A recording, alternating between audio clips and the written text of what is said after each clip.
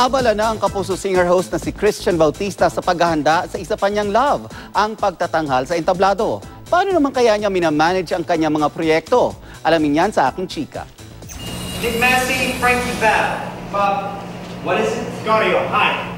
Hinay-hinay muna si Christian Bautista sa kanyang mga taping at iba pang commitments ngayon para bigyang daan ang isa pa niyang love, ang pag-arte sa entablado. Ngayong Setyembre ang opening ng local run ng West End at Broadway musical na Jersey Boys na pagbibitahan ni Christian kasama sina Marky Strom, Nino Alejandro at Noy Volante. Very demanding daw ang musical. 8 oras kada araw ang rehearsals nila. Matcha-challenge daw talaga ang kanilang talento sa pagkanta.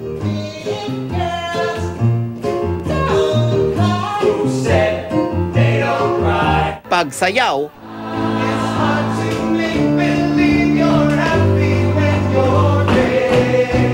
at pag-arte.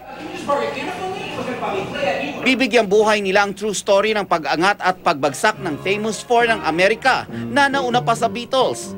Mas makakakuha ang audience ng glimpse into what a singer's life is on the road, sa recording, the drama. Full support naman ng Kapuso Network sa desisyon ni Christian. Kasabay nito ang pagtitaping niya para sa Encantadia. Gumaganap ang Asia's top balladeer bilang apitong sa requel ng Telefantasia. It's a tough job, pero sometimes you just gotta do it, and you just have to really reserve your strength as well. Focus on your work here and of course your work there as well. It's just really scheduling.